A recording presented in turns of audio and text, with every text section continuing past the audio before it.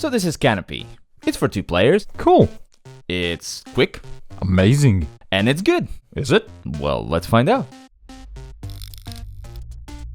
This is the review for the board game Canopy, the good and bad about it. By the end of this video, you will know if this game is for you. We have 6 burning questions that we will answer, but before we do that, Giannis, can you tell me a bit more, what is this game all about? Trees. In the game of Canopy, you are growing trees, for which you will score points. You are growing plants, for which you also possibly will score points. And then you get animals, which give you either abilities or, guess what? Points? Exactly. So at the end of the 3rd round, who has the most points is the winner. So in each round you are building your tableau. You take up these cards in a row and see if you would like to add them to your collection. And if not, you leave it there, add a new card there. And then you check the next one and see if you know this is not for me, thank you. And then I take the last one, and yes, this is perfect. A lot of plants, I love plants. So I refresh that pile, and that's it, that's my whole turn. If you go through all 3 piles and don't take any, you have to take a card from top of the deck. That's usually a bad thing. Yeah, because you never know what's gonna be there. Right here, you build different combos, and the more cards you have of specific type, it's either really good or really bad, or somewhere in the middle. So for example, this plant, if I have 1 of it, 2 points. Great. 2 of these, 7 points. Amazing. If I have 3 of these, that's negative 3 points. So you want to be careful not to get the cards you don't need. You have your collection of cards, and whoever has the greatest collection of cards, points at the end, wins. Best rainforest. Or what did it say? Bountiful rainforest. But let's jump to the first question so we can talk more about it. Who would you buy this for? 2, 1, let's go. If you need a more complex filler, because it's overall a filler game, a quick game, for sure. But the rules and the different cards also make it a bit more complex than usual ones. But I think it's just, it looks more complex. It's not really more complex. If your friends like to play Uno, but you want something more serious, then I think this would be a really good option for you. Camouflage of being more serious and having these combo and being more interesting. So it has choices. Uno does not have, well, Uno does have choices, but it has more choices.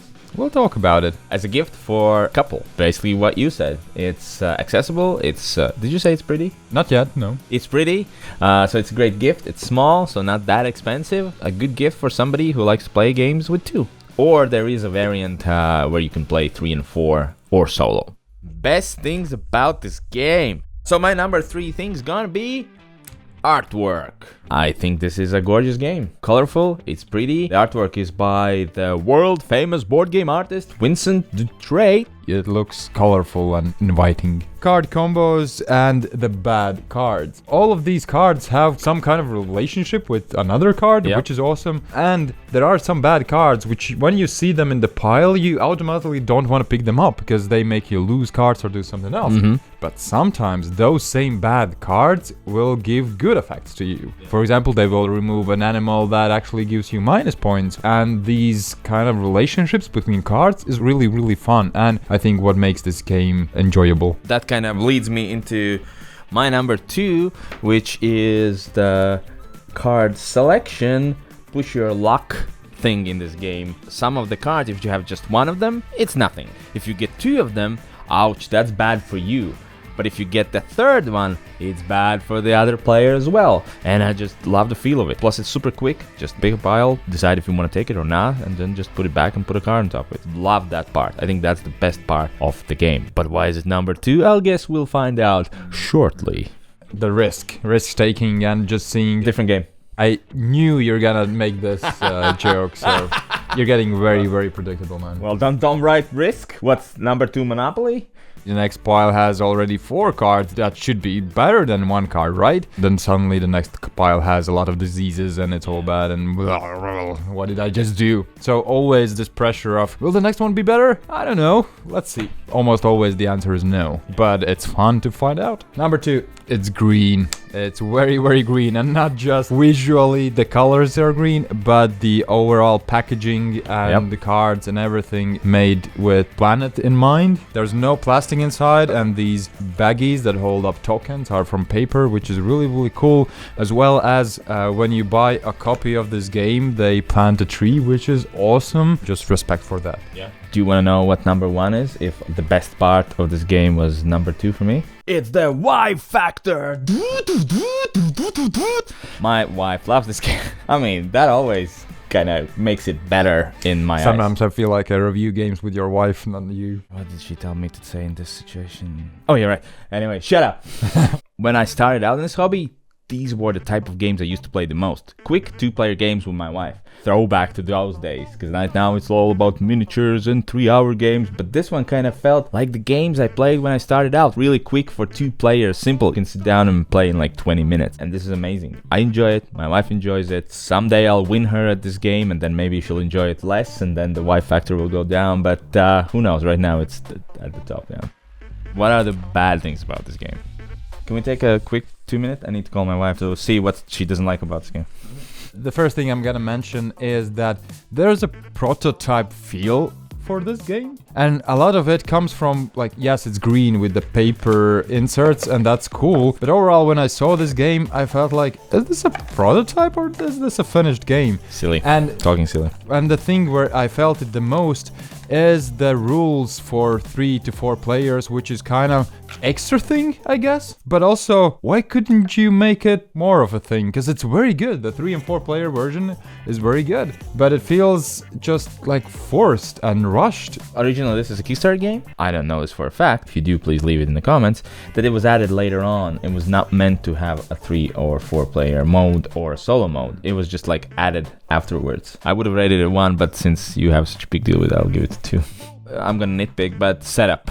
I just kind of especially if you want to play either the advanced or the basic version, you have to find all the things, just sort them out. But for a quick 2-player game, I'd like to be it like this. I take the game, I take the lid off, I take the deck out, I place it on the table, I'm ready to go. For a 20-minute game, 5 minutes are spent just preparing for it.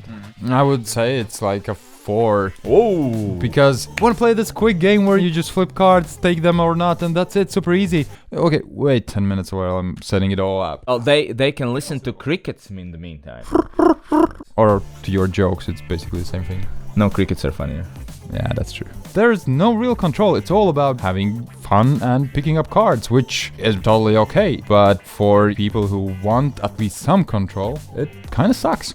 Yeah, I see what you're saying. This is not a strategy game. I mean, random will get you. It's like if you're going into Uno thinking, you know what, I like chess better. There's no random. This is that kind of game. There's a lot of random here. But that's what makes it quick and simple and fun for me. If you're looking for a strategy game where you can plan 10 turns ahead, this is a 3. If you're looking for a simple filler game and you don't mind random, this is a 0. How long is the honeymoon? Dead. Are you writing dead? Dead on arrival. 3, 2, 1.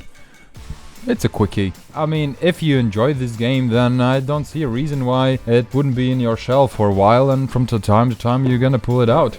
Exactly. My thoughts exactly. So from time to time, forever. It's not something you're gonna make a game night out of. You're not gonna go, yes, Canopy evening, let's play first to 7 victories wins. But from time to time, you're gonna play 1 or 2 games. Making this YouTube channel is like growing trees in this game, and they're never finished without the, you know, the canopy. The only way that canopy can be placed there is if you like and subscribe. Please. That's how we finish this project. So please help us out. Thanks. Okay, what's the best alternative? 2, 1. I'm going with Seven Wonders Architect for the multiplayer version, because it's very, very similar. Or Colorado as 2-player version. Oh man, I love Colorado as a 2-player game.